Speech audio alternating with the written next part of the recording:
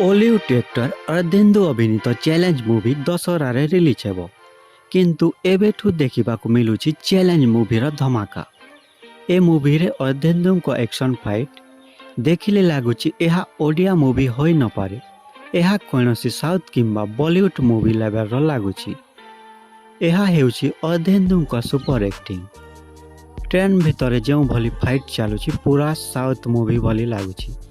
ए मूवीर BGM मध्य बहुत भल होइछि।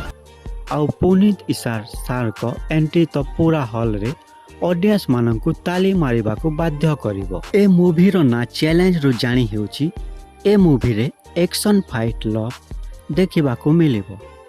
Hall रे ऑडियंस माननकु ए मूवी बांधी रखिबो।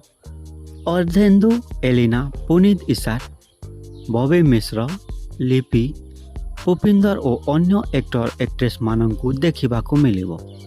साई किरण मंगराज ए मूवीर डायरेक्टर अछंती। एमिति नुआ नुआ मूवी अपडेट पाइबा पाई वीडियो को गोटे लाइक करंतु एवं आम चैनल को सब्सक्राइब करंतु।